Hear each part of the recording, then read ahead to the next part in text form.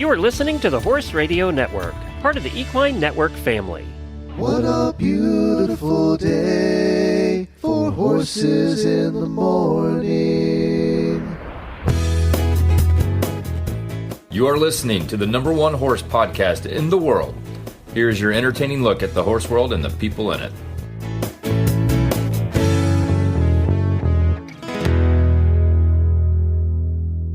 I'm Dr. Allison Marshall. And I'm Dr. John Langlois. And you are listening to the special monthly Chi University episode of Horses in the Morning on the Horse Radio Network. Good morning, Horse World. Welcome to our once-a-month look at traditional Chinese veterinary medicine with the Chi University.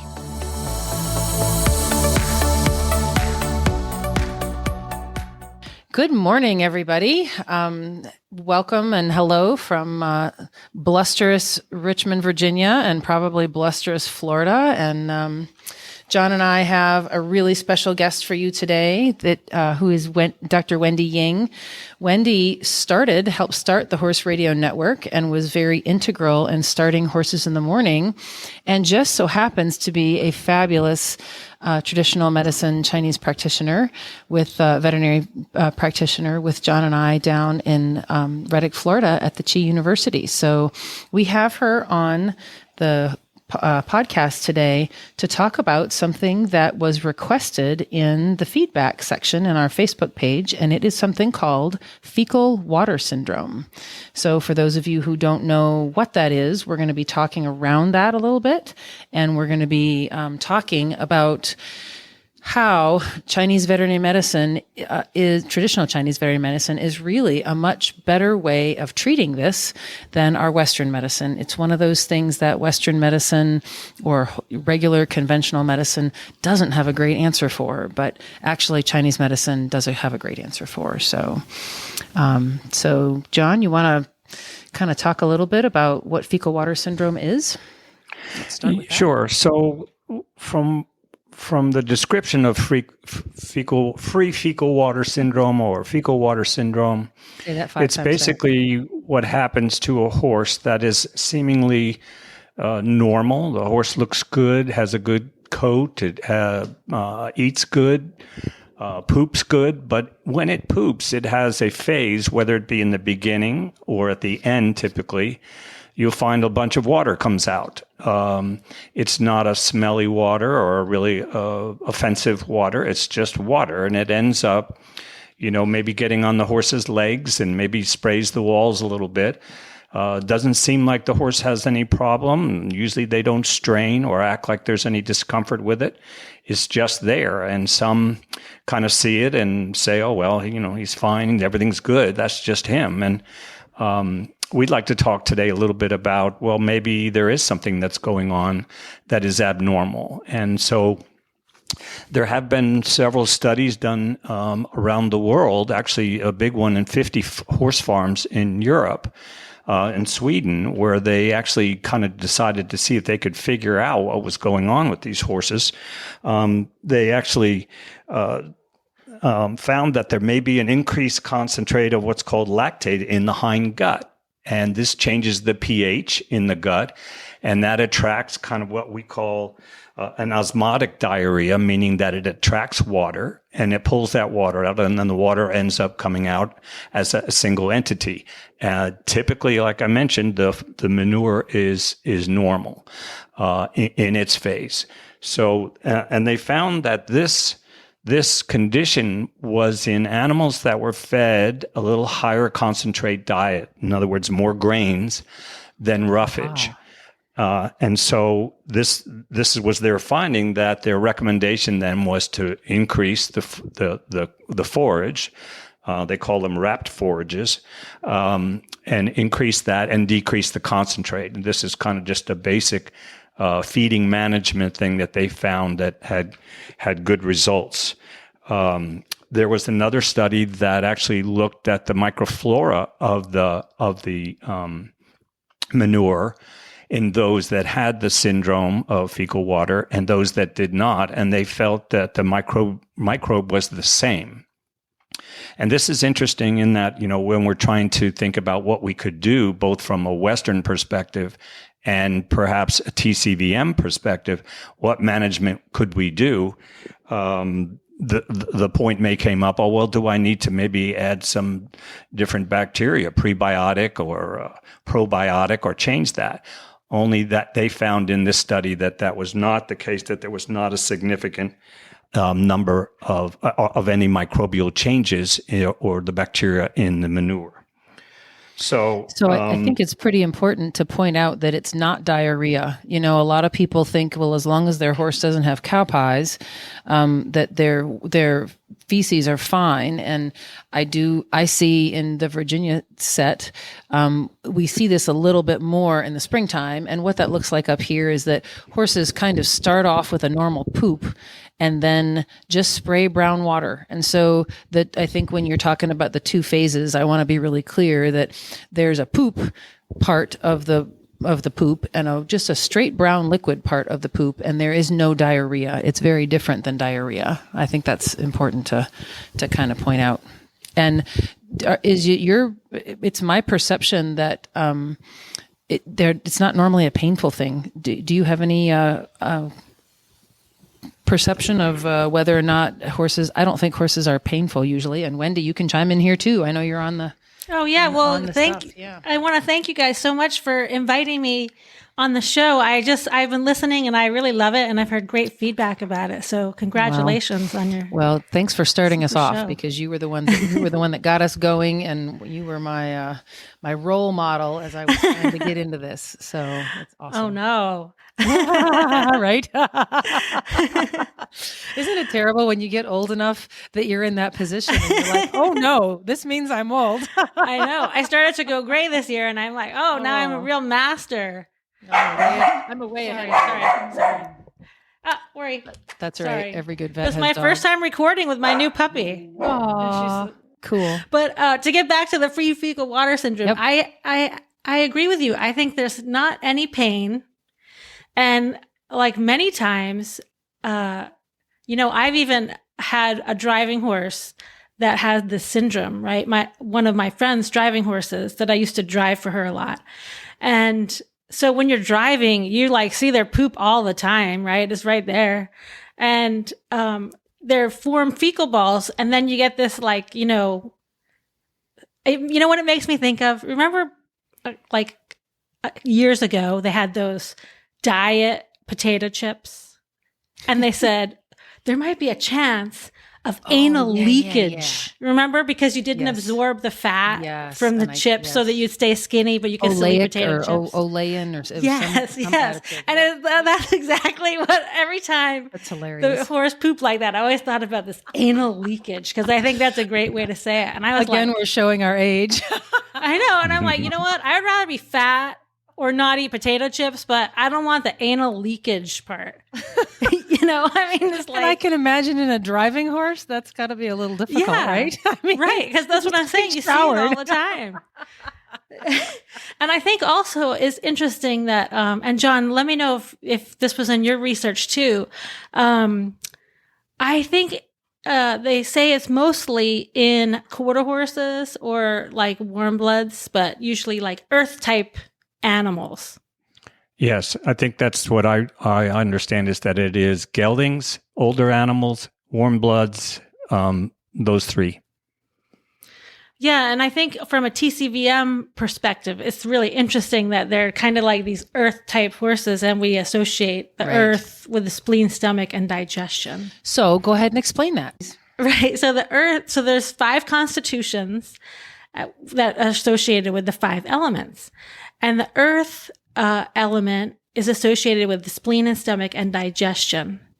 And then the constitution or the personality that we associate with the earth element is like easygoing, like a sweet quarter horse gelding, right? Or big fat warm blood gelding. Yeah. And they usually are like, the kind of super laid back, love to eat, but are super fat. And also, I've found that with this free fecal water syndrome, they tend to be the ones that always get picked on.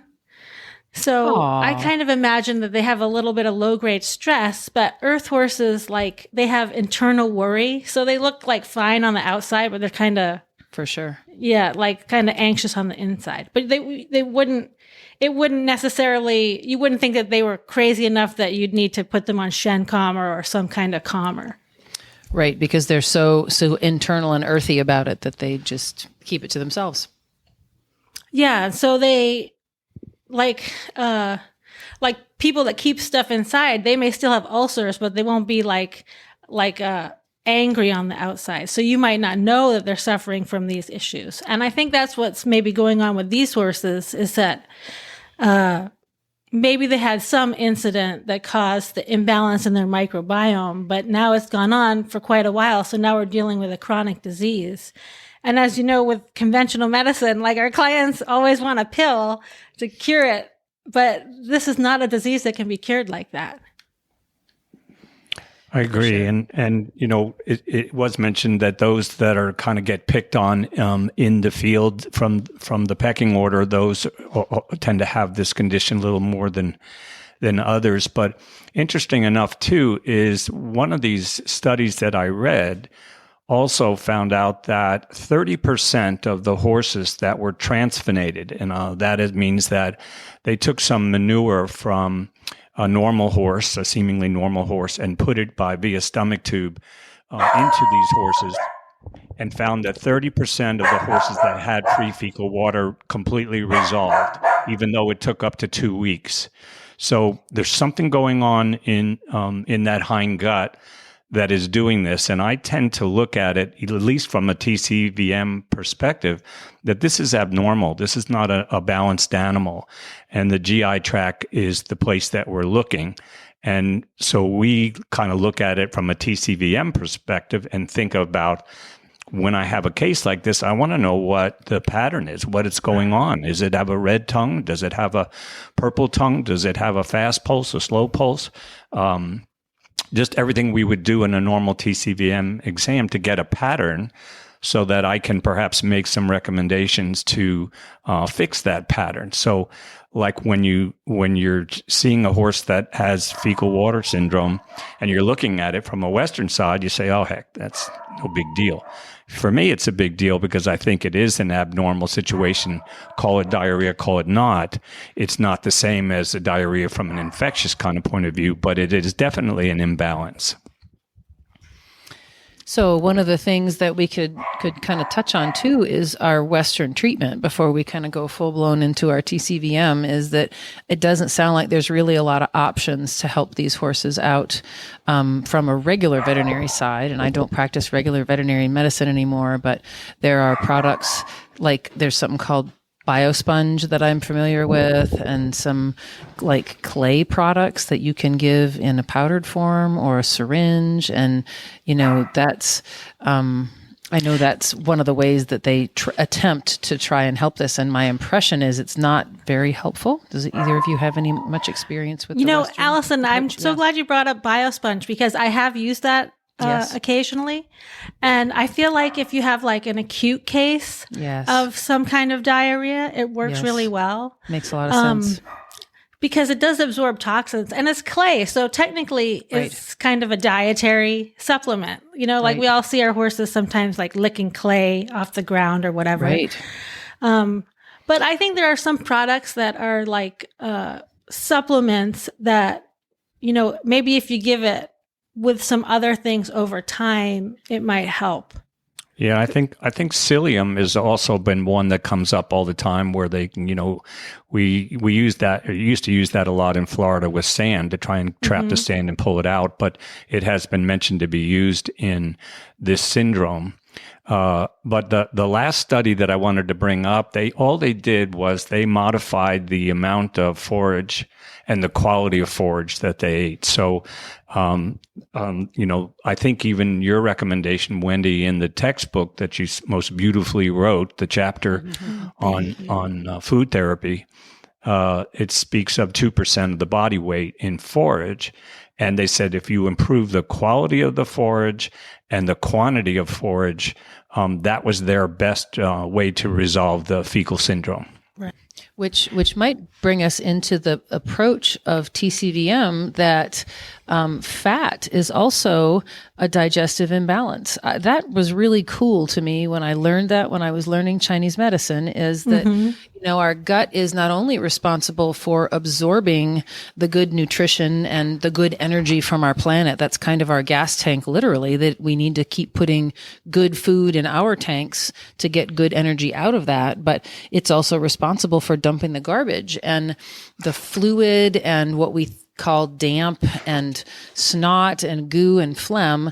That is kind of the digestive tract's job to dump that. So when we have a fat, I love having that conversation with my, clients that have fat horses, because of course it's a struggle. Oh my gosh, it's a struggle. Right. So when I try to help them understand that they need to help the gut function better to get rid of that fat, they think, oh no, it's functioning too well. My horse is accumulating fat because it's got a great gut. I'm like, no, actually it's the opposite. So those kind of things go together, if that makes any sense, and we think of the water, the fecal water is a version of dampness in TCVM. So, fat and fecal water, that makes some sense to me from a Chinese medicine perspective. And the more you can make one patient fall into one category, the easier something is to fix. And not that this is easy to fix, but it does kind of all go together.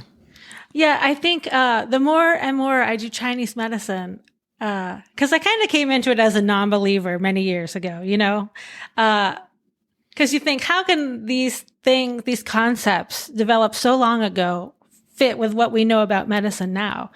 But the dampness and the fat, thinking of it that way, it does really explain these patterns really do fit with what we're seeing. True. So they didn't know that these things were happening. They didn't know how the body worked, but they knew how to treat it. And they're the same principles we use now. So like when I see free fecal water syndrome, I kind of break it up into two things. Like the main complaint is the water's not being absorbed from the colon, right? And that's our metal element, the large intestine and the lung. And that's what the client sees. They're like, why does he have poop like this?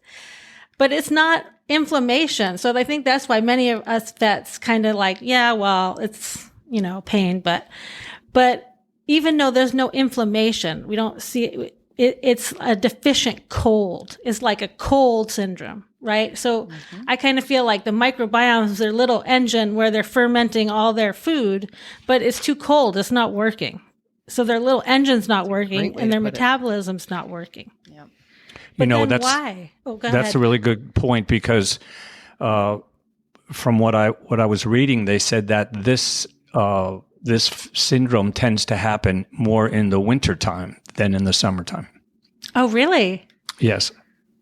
That's very interesting. I'm thinking of my sourdough starter, which if I don't feed it properly and tend to it, then it gets a whole film of water over the top. Yes. And, ugh. I know. I'm the same way. Same thing. I forgot to feed my starter this morning, in fact, and it gets that yucky scum on top. Yep.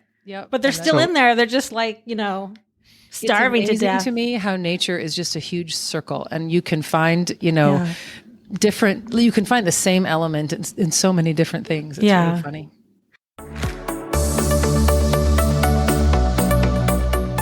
Are you a veterinarian or a veterinary student looking to take your practice to new heights? Look no further than Chi University, the renowned institution for traditional Chinese veterinary medicine education. Founded in Reddick, Florida in 1998, Chi University provides top-quality continuing education courses and academic programs exclusively for veterinarians. Chi University offers an extensive range of programs to enhance your skills in patient care, including veterinary acupuncture, canine and equine rehabilitation, and medical spinal manipulation. Looking to pursue advanced studies? 2 master's degree programs provide a rigorous curriculum for those seeking in-depth knowledge and specialization in TCVM and integrative veterinary medicine. Ready to take the next step? Visit chiu.edu. That's chiu.edu. To learn more and start your journey. Whether you're a seasoned veterinarian or a passionate veterinary student, Chi University is here to empower you and equip you with the tools you need to make an even bigger difference in the lives of your patients. how do I know when I all of a sudden I see this water coming out, whether I'm dealing with, a diarrheal disease situation, or I've just got this fecal water syndrome? How would they divide that up? And I think the answer is that the animal basically seems normal. There's no loss of appetite. They're not constipated. They don't have colic. There's not undigested manure in there. They're not losing weight. They're not dehydrated. So all of those things that we might see in a diarrhea are not happening here. So, but I've also seen situations where this fecal water does progress, because it can last for a long time if not corrected, and it can progress to a diarrheal imbalance or other problems of weight loss and so on. So initially in acute phase, you won't see those things. And I think what you said earlier when you started about the different research topics, one of the things is that there was no smell. Like, it doesn't smell bad. Right. So when we have inflammatory disease, it smells bad, or you might have like a lot more gas than normal. But that's why it kind of, as doctors, we're trained to treat inflammation, right? That's what we see all the time. And recognize it as such. Yep. Yeah. And so it's kind of, that's what's great about TCVM, is you kind of try to change your brain to wellness rather than just treating something when they're, inflammation. Well, and then my clients always ask me like, well, why? And there's like a million reasons why, right? There's tons of reasons why they can be this way, like antibiotic, stress, chronic disease, dietary change. But like, I think we can, like you were saying, Allison, like, group it into a pattern. I think the root of this is a chronic spleen yang deficiency, qi and yang deficiency. So something affects our earth element and it fails to like warm our metal element and get the engine going. And we have a metabolic issue.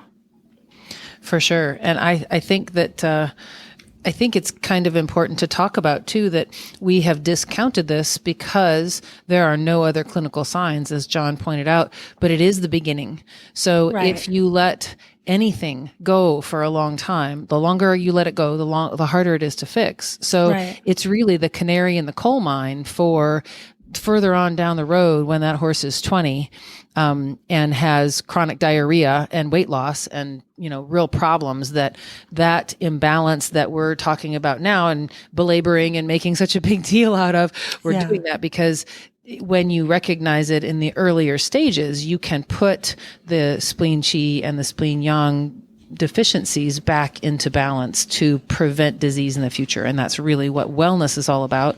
And for me, that's the fun of TCVM, is that we see signs in the body that Western medicine doesn't know what to do with, but we can recognize them as the beginnings of potentially a bigger problem.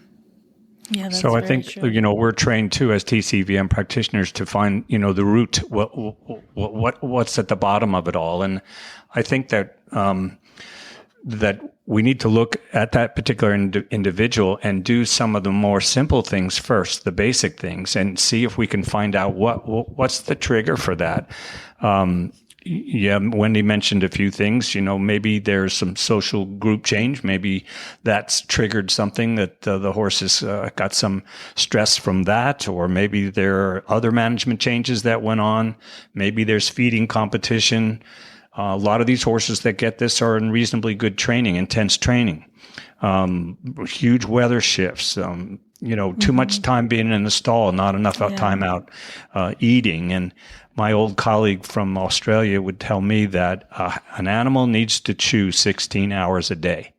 So, and I recognize the problem if they're eating and they're overweight, absolutely. But the more and better quality of forage and the less concentrate, they're going to do better. Yeah, that's for sure. And I think, like you said, the management, I guess, is the first step to treating this. And I know it can be difficult if you're boarding in a boarding situation, or like, or just the nature of like you said, if you're traveling and you're in a show stall all day, that's going to be stress. But, Right. one of the management things you can do is like, slow feed hay nets. We see those everywhere now. Yeah. Like it's almost hard to find one of those big open hole hay nets, right? But that is a great option. You guys kind of talked around this too, but the horses that are prone to getting this, I'm just going to backtrack and go over what we talked about. They are the sweetie pies, but they're low man on the totem pole. So what might stress a competitor out that is happy going and showing and stuff like that, they're going to be more easily stressed and more easy to dump that stress literally into their gut to deal with that as an earth animal. But they are the sweethearts. And so John was talking about, all the potentials of stress and all the little stresses. And we think, why would that bother them? I think it's just kind of a personality thing. Yeah. And even like to try, like say he's out in pasture, say this horse is out in pasture and they have a big, huge round bell, or even if they don't have like tons of great pasture, right? Like maybe there's the good place that everybody wants to eat, but, it's impossible to separate that horse for 16 hours a day, but you have to somehow find a way where like he can eat without having to always look over his shoulder that someone's going to come get him. And the stress of being separated for 16 hours a day. Works, Exactly. I have one like that. It's worse to separate them. Right. But. So as TCVM practitioners, I think we have a heck of a lot more to offer in addition to what would be management practices or maybe even dietary changes. I use, and I think you'll all agree, the herbs that Jingtang Herbal puts together in their formulas are just fantastic. And one of the things that the horse person needs to understand is that we may have 8, if not 9 different herbal formulations for treating fecal water syndrome or even treating diarrhea. So it's not one fits all. It is understanding what's going on in the pattern. And I think, I don't know, I have a lot of experience with this.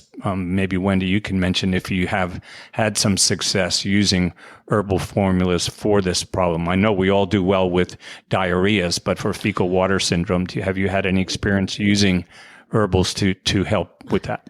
Well, mostly I treat it with management and diet change, but I sometimes use a short course of the Buzhong Ichitang. Yeah, that's a strong one. That's for your real stressy spleen. Right. So I'll just use it like right in the beginning when they're making because food takes a long time, but it like that formula translates to tonifying the middle. So you're really like boosting your spleen chi. Mm-hmm. Yeah. You get to kind of light the fire and get it going. Yeah. Well, and it's also raised chi, so it's supposed to really help the lower part of the body kind of collect itself and tonify a little bit, which is where, if we're being scientific, Western scientific about it, the large intestine is not absorbing, so it's really hitting both things, because I think doesn't Buzhong Yiqi Tang translate to raised chi? I've heard it called that before. I think it's like, great chi tonifier, and the zong is for the middle. That's and middle means your earth and like your earth element. Yeah, so we have, like I said, all these formulas. That's a very strong one. That's for, if you want to come at it really quickly and and you see, the spleen chi deficiency is quite strong. That would be great. There are other milder ones. We have our equine GI formula and 8 gentlemen, 4 gentlemen, all of those things are kind of mild and they can be used like the equine GI formula. If it gets to be a little bit more chronic, that's a wonderful thing to put them on and should have some resolution over time. Yeah. And like you said, the 4 gentlemen, that is a great formula. And it really is good for like if you have older horses that like just need a little bit of help because they're kind of running out of their chi, are struggling. They're burning their candle at both ends, and they don't have enough to get going again. Yeah, that particular 4 gentlemen has been studied more than any other of the GI formulas, and it's been found to be fantastic for abnormal GI motility disorders, which I think that you have to kind of put this in that category. And so, giving it a little bit more energy into the GI tract, giving that chi a boost is going to tonify it and raise it up and improve that. And then talking about the chi, like the reason why we give herbs to be a chi boost is we want to help the digestion. But one of the things I find is really helpful to kind of get the clients on board with getting them ready for food therapy is to have them look at what they're giving now, right? Because I think many of our clients, ulcers are a big problem in horses, right? And it's inflammatory and it's hot. So I always recommend when I have ulcer horses to put them on cooling foods. And I think that many people self-medicate with cooling things, right? So they might be on a supplement that has cold foods like aloe, seaweed. I always recommend cucumber as a very cold food. But then they also might be adding something that increases the dampness. So damp foods are heavy foods. So in people, we think about it as dairy, cheese, ice cream, pizza. Sugary things. But in horses, I love chia seeds. I talk about chia seeds for every condition, just had them right? for lunch. Yeah. So those are great. And you don't feel like that they're oily, but they're damp, right? Because that's how they make that mucusy consistency. So even though they can be beneficial to protect the tummy, in this case, you might need to take them off damp things for a while to clear the dampness. And one of the big things that's damp is soy. And soybean meal is in everything. Right? If you're going to use commercial foods. And I'm not demonizing soybean meal. I think there are many reasons why you should use that in many feeds if your horse needs it. But I think in this condition, with free fecal water syndrome, we have to really get rid of everything that's cold and damp for a little bit. Well, because our stomach ulcers are a hot condition, and really we're talking about this as a cold condition, just to reiterate what we've said already. So the foods that would help a horse with stomach ulcers would be exactly the opposite and actually harm a horse with fecal water syndrome. And that's also something to understand why John and Wendy and I and everybody who's been on the podcast is very careful about talking about certain Chinese herbals, because the herbs are the same way. The herbs are warming or they're cooling or they do all kinds of different things. And it's very important, not from a Western perspective, it might look the same, but from a TCVM perspective, it's very different. Yeah. So, and I have to comment too that I think it was fall of 2022, and I love the way that sometimes the universe has to hit you about 6 times with something in order to teach you something. And I had, I think, 5 or 6 clients all that fall, out of the blue, no prompting, say, I got my horse off of soy-based grain and I've noticed a huge improvement.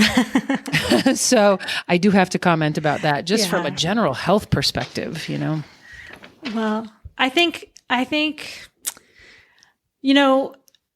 you can't really demonize corn and soybeans, right? Because it does feed the world. But the way we produce it is just like anything, that even though it's just over processed. So it ends up being too hard to digest, I guess. So I think we'll start looking at soy the same way we look at corn and equine food in the future. Yeah. So, Wendy, would you have a comment if one of the listeners has this syndrome and they're trying to decide, okay, what type of hay should I feed? Should I feed alfalfa hay, or should I feed a coastal hay, or should I feed perennial peanut type hay? Or would you make a recommendation to them? Would you just say, okay, let's get the best quality you can, maybe something that's local to you? Well, I think the best option for that is obviously you have to think about what's local, but I think a mix of legume and grass hays would be the best, because then, you're feeding all of your microbiome. Like if you're just on one or the other, maybe, because we don't, like, nobody really knows what's in the microbiome, right? There's like millions of little gut bacteria in there. So I feel like if you all feed the them, time, right? Yeah. And also, local, I think, is great. But like, here in Florida, our hay, like, it rained a couple days ago, but we can go like a long time with no rain. And most people in Florida don't really irrigate their grass. Whereas like in California, the grass is only grown with irrigation. So hays can be different for different localities, but alfalfa seems to always be like heavily watered and pretty consistent. So I think a mix of legume and grass hay is the way to go. And make sure you have enough, like we talked about earlier. And this is the hardest thing to get my clients to stop doing, right? I'll say, why don't you just take them off all concentrates and supplements for 2 weeks and see how it goes? I love that. So the reason why I think it's great to have a legume grass hay mix is like, alfalfa or peanut hay tends to be very high in like protein and nutrients, and people do a great job at like caring for their alfalfa crop, because it's going to make, it's expensive. Whereas your local grass hay can really vary. Like here in Florida, I feed like, just a local grass hay that like varies all through the season. And sometimes it's good and leafy and green and smells nice. And sometimes it's like newspaper, right? But my horses are retired and I supplement with alfalfa. But even when your hay is kind of stemmy and not great, which a lot of these horses that have this fecal water syndrome are on like, last year's hay or very stemmy hay, because they have, they might have Cushing's or equine metabolic syndrome in addition with this. The stems, even though we as like humans can't digest those kind of like hay fibers, those long stems, that's the whole purpose of the microbiome in the horse. It's to break down those plant fibers and to make it into something digestible for the horse. So a mix of those two is really great. And then, like I said, try to get them off of concentrates for a little while.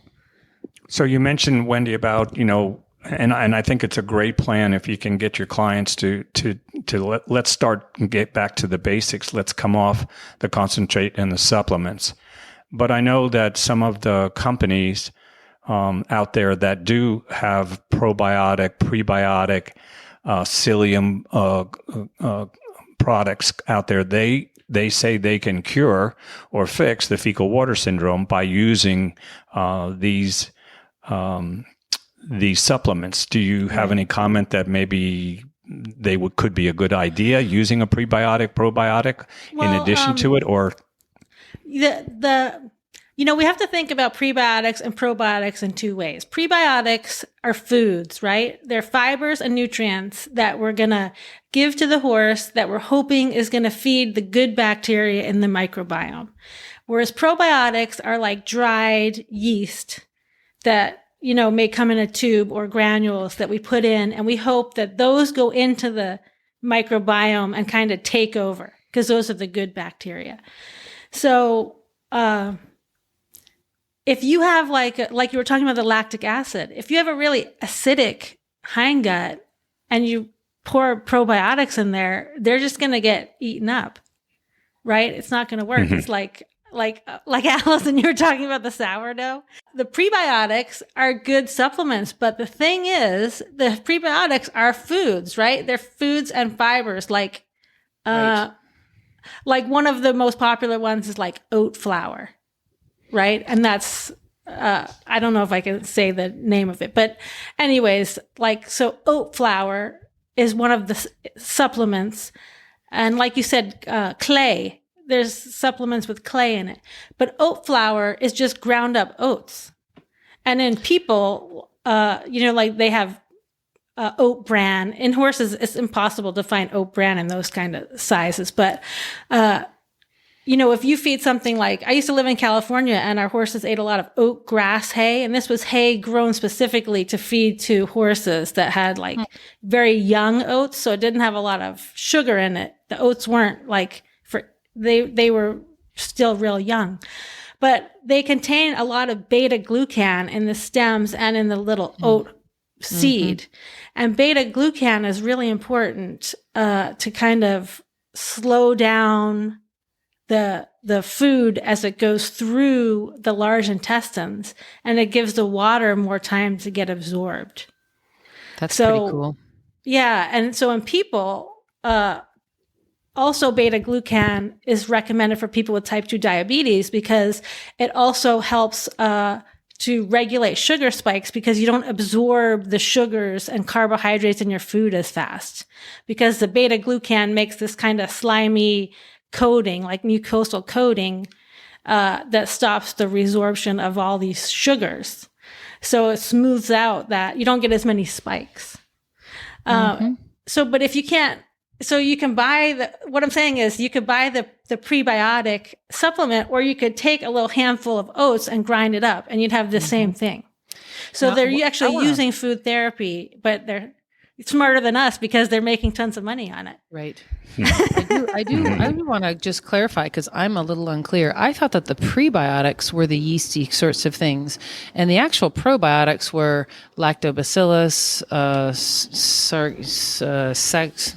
Saccharomyces, whatever. I thought they were the actual bacterial components, and the prebiotics were okay. I misunderstood. The probiotics are the bacteria and yeast. They're the bugs. I thought the yeast was a prebiotic. It's not, I guess, obviously. Sourdough. Yeah, yeast is one of the Saccharomyces is the Thank yeast. You. Yep. I know that's a hard one to say. But struggling over here. I know.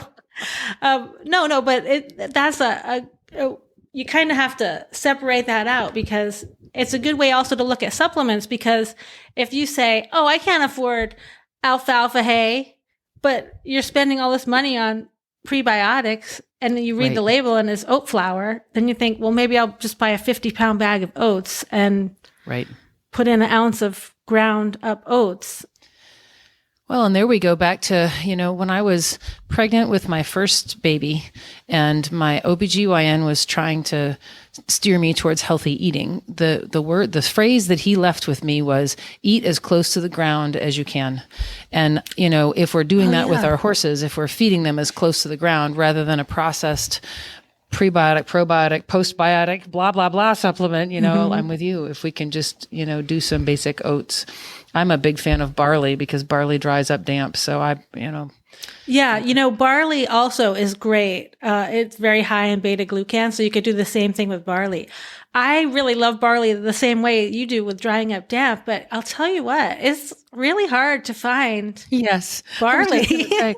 I think I've recommended it out of existence because I recommend it so often for all kinds of issues. But when I have any sort of damp issues in the body and cold, and warm, I guess I should say, but any dampness, what is your dosage? I have found over the 19 years that I've done TCVM, I think I did food therapy course in 2008.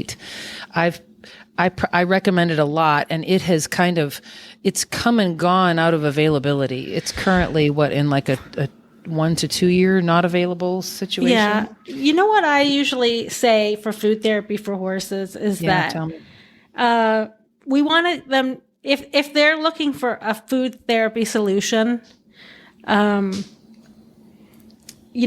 usually they're easy keepers. Right. And so most of the time they can get away with just more forage. And then I use food therapy more as a treat or a top dressing or like a supplement. Right. So also, it's difficult because you don't want to say, well, give a scoop of oats and barley, because then if something goes wrong, then you look like this quack that says, oh, feed oats and barley, right? Because nobody even does that anymore. Right. Which is sad. It's a sad state of affairs. But so if I was going to recommend oats or barley, I would say maybe give like I would start with 1/4 of a cup. Okay, great. And That's I would kind only, of where I go up to a yeah, cup, and I would a only cup. add that if my horse didn't have a metabolic issue, right? If you're already treating them for like Cushing's and or equine metabolic syndrome, then that is kind of dangerous for them to do that. Then they just like, maybe they won't get cured as fast, but you can put them on forage. Or if they have a sugar issue and you really don't want to do any grains, there are other foods that have beta glucan in them that don't have a lot of calories or sugar, like mushrooms. Mushrooms are a great source of beta glucan.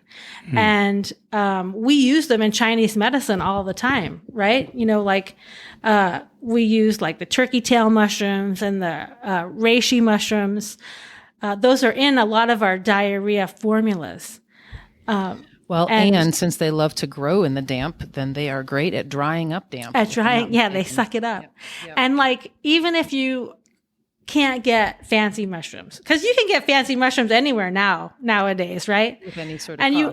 And you don't need a little bit. But the great thing about beta glucan in mushrooms is, one of the things, let me say, if you're going to buy mushroom powder, I think mushroom powders can be a great option, but a lot of the mushroom powders are made out of not of mushrooms, but out of the underground portions of the mushrooms, and they don't have any of the medicinal qualities. Interesting.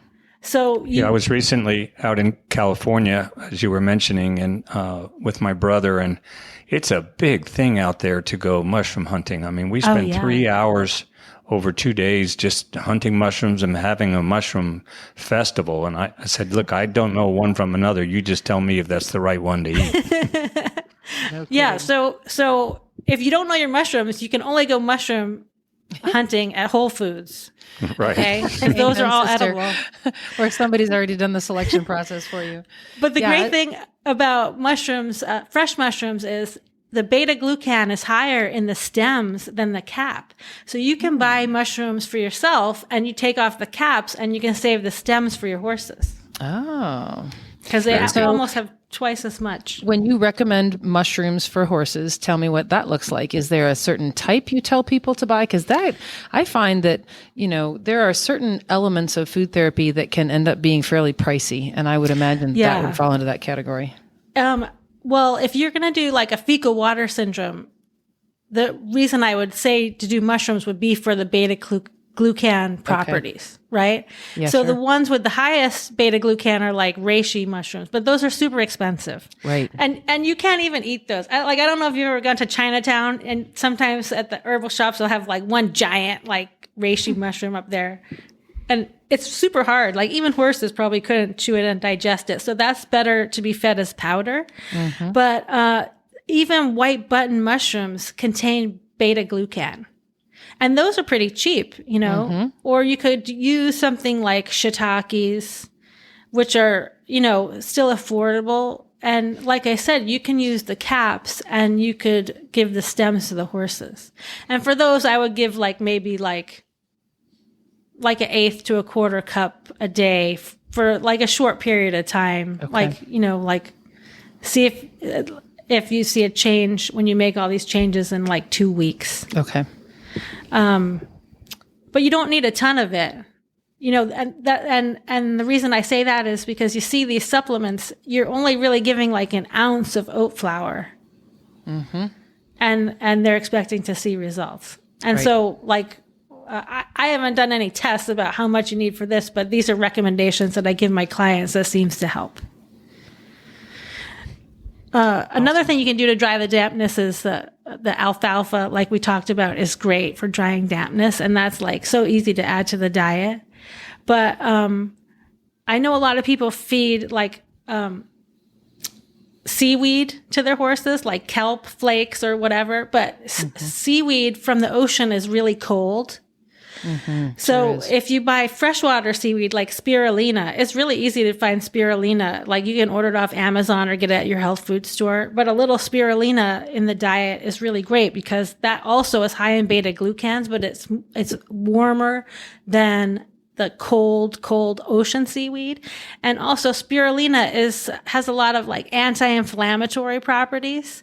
So if you do have some kind of like imbalance in the microbiome and you want to get rid of some of these like bad bacteria, the spirulina can really help that.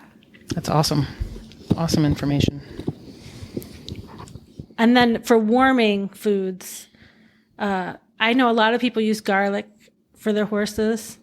That's hot. Yeah, dried powder is real hot. So, but fresh garlic is not super palatable. Right. But and like, so when we think of warming foods to add, garlic, turmeric, ginger, those are all great spices to use. And cinnamon. But one of the things you can do is like you can, for garlic and ginger, you can boil it a little bit in water, in a small amount of water, and that kind of takes off the hotness of it. So you can do that and then add really, it to in this case, if we're talking about most horses with fecal water syndrome, most of them are going to be cold.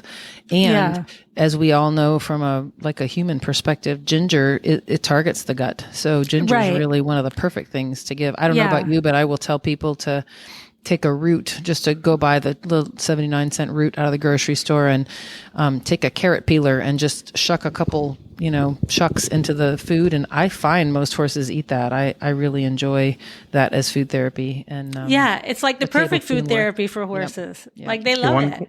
One comment about the ginger. I studied with a Japanese man who used it a lot in his therapies. But one thing he mentioned to me, he says, never boil your ginger. You will take away its energy. He said, so you can steep it in warm water and so on, but he said, don't ever boil it. That was his comment. Oh, that's good information. Yeah. That's great. It's like frying an egg, right? Change the properties completely. Yeah, well, I use the ginger for compresses and just a real quickie. I thought ginger was so powerful when I saw him use it. I went home and I got into a bathtub with ginger. I love this story. And I was totally purged. I had diarrhea. I threw up. I was shaking. Oh my God. And it just totally purged me. I mentioned I felt like God the next day, but I called him up and he said, don't ever do that. Way too powerful. Don't get it around your heart or your brain. And I said, okay, I learned that one. And you live to see tomorrow. Yeah. All right. Very good. This has been fantastic. And I want to, just do a quick recap for us and just say that, when you do as an equestrian or a horse owner, see this syndrome, there's lots and lots of good things that we can do. We can certainly try to find the root of that problem, what triggered it, if possible. We can go through some management changes. We can go through some dietary changes.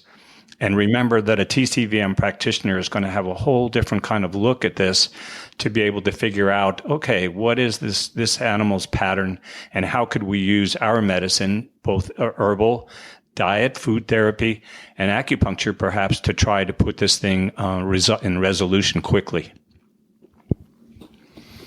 Yes, and we didn't talk about using acupuncture at all, but acupuncture is marvelous, especially for those horses where you might have a trickier time altering the diet with the Cushing's and all that sort of thing.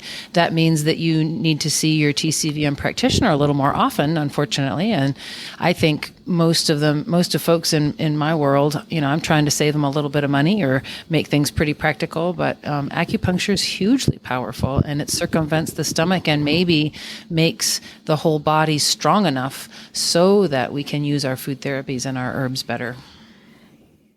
Yeah, so we try to mention this in each one of our podcasts in case there's new listeners, which I hope there are, but you can go to the Chi website and find a practitioner in your area if you are not aware of one or one that could come to you to help you with any condition that you might be involved with, and particularly this fecal water syndrome.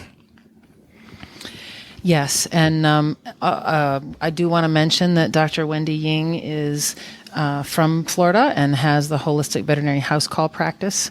I don't know how much you entertain your email or anything, Wendy, but they like it when we give contact information. I know people have tried to contact John and I through Chi University, and that's kind of difficult. And So you can reach me at Wendy@drwendyying.com. Beautiful. And if you all have questions, we get feedback pretty regularly from our organizers and stuff through the Facebook page. So this particular topic today actually came off of a question. Somebody had wished that we would do fecal water syndrome, and ta-da, we did it. So we would love some feedback as to what you all would like to listen to, and if you have any questions about things, we really appreciate that feedback. So anything else before we wrap it up? Well, I appreciate you guys inviting me on. It was really fun to talk to you guys, and I wish you many years of success with the podcast. Well, be careful. Thank you. Might be back. That's right. We know you know other stuff. Right? Oh, no. Well, I'll finish with my quote of the day. I have one from Susan Vreeland, and it says, "No matter where life takes you, the place that you stand at any given moment is holy ground. Love hard, love wide, and love long, and you will find the goodness in it."